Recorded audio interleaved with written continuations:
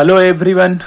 तो आज हम सॉल्व करने जा रहे हैं 7.1 का क्वेश्चन नंबर 7। ठीक है, जो कि क्वेश्चन दिया हुआ है find the point on x axis which is equi distant from 2,-5 and -2,9।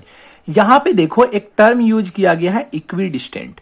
Equi distant का मतलब क्या होता है? इक्वी डिस्टेंट का मतलब होता है, मान लो ये कोई पॉइंट है, ये कोई पॉइंट है और ये कोई पॉइंट है। इक्वी डिस्टेंस का मतलब होता है ये पॉइंट से यहां का जो डिस्टेंस है वही इस पॉइंट से यहां का डिस्टेंस होना चाहिए।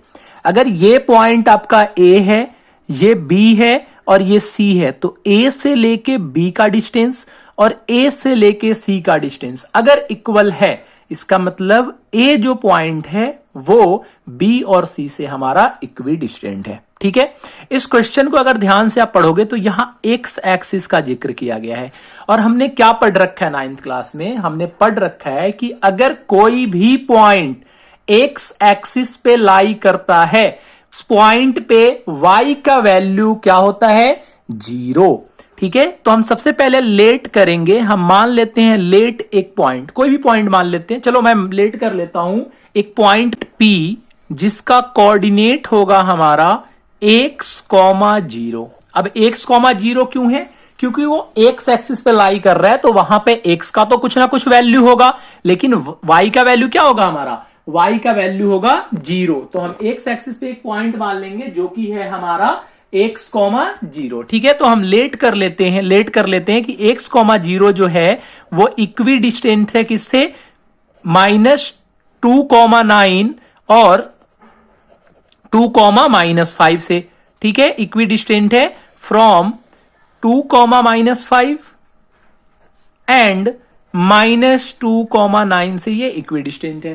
ठीक है, अब हमें करना क्या है? अब जब ये इक्वी डिस्टेंट है तो अगर हम इसे लेट कर ले पॉइंट ए और इसे लेट कर ले पॉइंट बी, इसका मतलब ये है कि पीए जो होना चाहिए आपका वो पीबी के इक्वल होना चाहिए। और पीए जो है वो पीबी के इक्वल कब होगा? पीए जब पीबी के इक्वल होगा जब वो इक्वी डिस्टेंट है। तो हम यहां पे पहले निकालेंगे पीए का वैल्यू। पीए का वैल्यू निकालने के लिए हम डिस्टेंस फॉर्मूला यूज करेंगे, पीए का वैल्यू निकालेंगे। तो पीए का वैल्यू कितना आएगा? √x2 - x1 का स्क्वायर। अब P और A के बीच में आपका x1 और x2 क्या है? तो अगर मैं P को x1 मान लू, इसके कोऑर्डिनेट को फर्स्ट पॉइंट मान लू, और ये हमारा अगर सेकंड पॉइंट है, तो हम ऐसे लिख सकते हैं इसे 2 - x का स्क्वायर। समझ में आ रहा है? प्लस क्या हम इसे y2 - y1 को हम ऐसे लिख सकते हैं -5 - 0 का स्क्वायर। अगर ये समझ में आ रहा है तो अगर हम यहां से पीए का वैल्यू निकालेंगे तो ये क्या आ जाएगा? यहां देखो, ये हमारा फॉर्मूला बन रहा है a - b का होल स्क्वायर, और a - b का होल स्क्वायर क्या होता है? a square. तो 2 का स्क्वायर क्या होगा हमारा? 4 प्लस b का स्क्वायर, b क्या है हमारा? x, तो इसका स्क्वायर क्या होगा? x square -2ab। तो जब -2ab करेंगे तो -2 × 2 × x, तो ये हमारा क्या निकल के आ जाएगा? 4x प्लस -5 में से -0 करोगे तो क्या आएगा? -5, और -5 का स्क्वायर कितना होता है? -5 का स्क्वायर होता है हमारा 25। ठीक है, तो जब आप इसे सॉल्व करोगे तो ये आपका हो जाएगा x स्क्वायर -4x, और ये 4 और 25 मिलके आपका हो जाएगा 29। ठीक है, अब फिर हम यहां पे निकालेंगे वैल्यू पीबी का। पीबी का वैल्यू ऐसे ही निकलेगा। अगर हम P को फर्स्ट पॉइंट लेट कर चुके हैं, तो अगर B हमारा सेकंड पॉइंट है तो फिर वैसे ही करेंगे।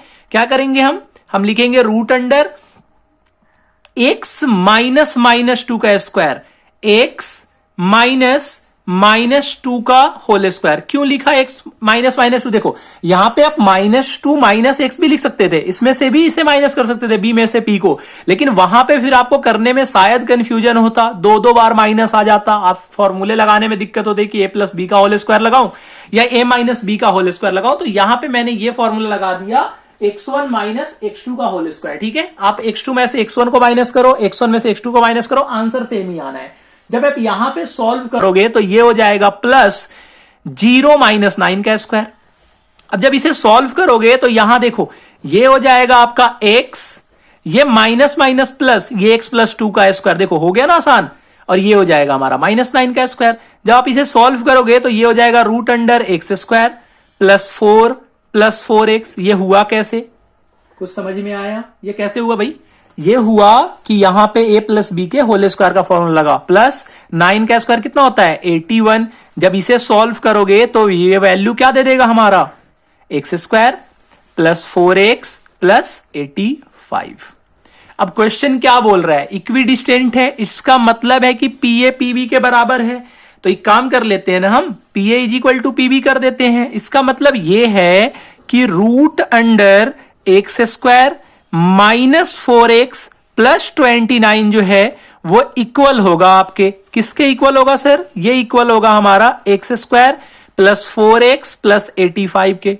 ठीक है, ये वाला हमने वैल्यू पुट कर दिया यहां पे, समझ में आ रहा है? अब ये स्क्वायर कैसे हटेगा? तो स्क्वायर को हटाने के बहुत सारे तरीके हैं। ठीक है, एक तो आप स्क्वायर से स्क्वायर बहुत बच्चे कैंसिल कर देते हैं, आपको ये नहीं करना। आपको लिखना है पेपर में क्या, स्क्वायरिंग बोथ साइड।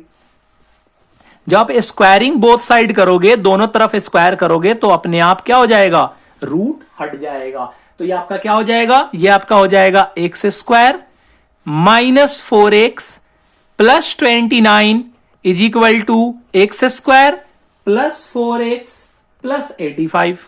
समझ में आ रहा है?